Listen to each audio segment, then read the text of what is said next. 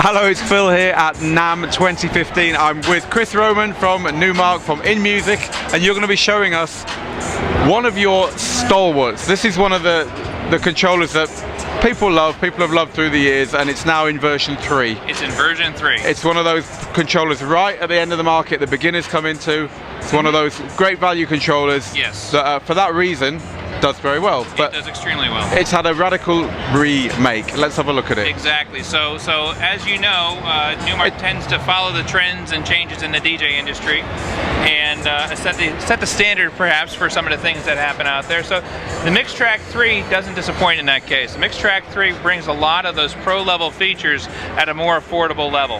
For instance, after I load a track over here onto my deck, I can hit play over here on my independent transport controls, and I can apply a little bit of filtering.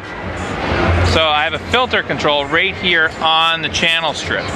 In addition to that, I have metal wheels taken from the NV that's over here. So we've basically taken from some of the higher end products that we've created and brought it down to this level of controller. So metal wheels on it that I can scratch on.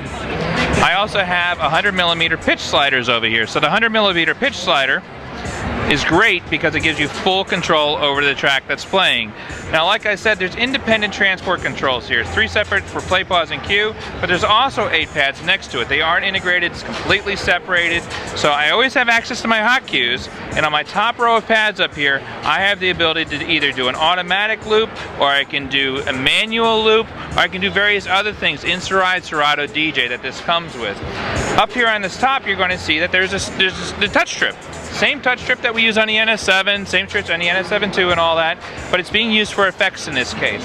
So when I have my track playing, and looks like I grabbed a scratch track here, but we'll just add a little effect to that. So just by touching it, you can see on the screen that we're moving the effect back and forth. And then we can turn it off again. So this is the Mixtrack Pro 3, and like I said, it's very similar to the NV. It's the same width, it has same wheels and things like that at a much more affordable price. In the US, this is going to be $299. So $299, all these great features, audio interface built in, you have your headphones here, and you have your microphone input there. And then in addition to all that, we are also introducing the Mixtrack 3 at this show. Before we move on to it though, Can I just point out something I think, if I'm right, hasn't appeared on a Mixtrack before, which is metering. Ah, yes, the metering. This has actually got VU meters on it. It has VU meters built right into it, so you don't have to guess anymore at your levels. Your levels are right there on the unit itself. Now there's only one level moving up and down here. Is that because there's some kind of cue metering as well, or is that because some other reason? There's only one level moving up and down because maybe that track is only mono on one side, perhaps. It could be. Could be. Just testing, Chris. Just okay, checking you're on it. Okay, let's move on to the next one. Alrighty, so this is the Mixtrack 3. And on the Mixtrack 3, it's very similar to the Mixtrack Pro 3, where it has the same shape and size, same metal wheels and whatnot, same 100mm sliders, same filter. The main difference between this and the Mixtrack Pro 3 is that it comes with Virtual DJ 8 LE, as you can see here, which is a great program, gives you a lot of great features, things like the karaoke, things like the video, and some other creative tools inside it.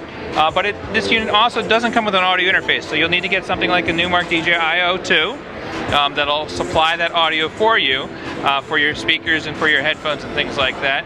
But other than that, they're very similar, just different softwares, different audio interface, but same metal wheels, like I said, same touch strip at the top here. And this is at a $199 price point. So this is $199, Mixtrack Pro 3 is $299.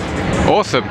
Well, thank you very much for that. I was intrigued that you're still making these, just because nowadays most DJ controllers do have an audio interface in. For most people it makes sense. Right. But there's a demand out there. And absolutely is a demand out there, and sometimes you just, sometimes it doesn't matter how much you can afford to do. Yeah. Right? So some people will actually go off and use the headphone output of their computer and say, that's sufficient for me, which is fine. If you want to do that, that's fine.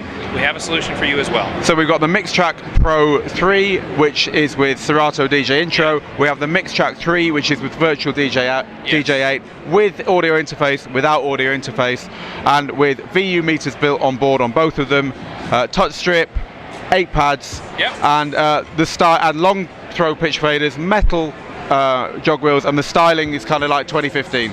Yes, exactly. And they're actually coming in cheaper than the original Mixtrack Pro did all those years ago, aren't they? So they're getting more value as they go along. Yes. Yeah. Thinking about it, yeah, perhaps yes. Awesome. Well, thank you very much for your time, as always, Great. Chris. The Mixtrack Pro and the Mixtrack Pro 3, and the Mixtrack 3 and the Mixtrack Pro 3.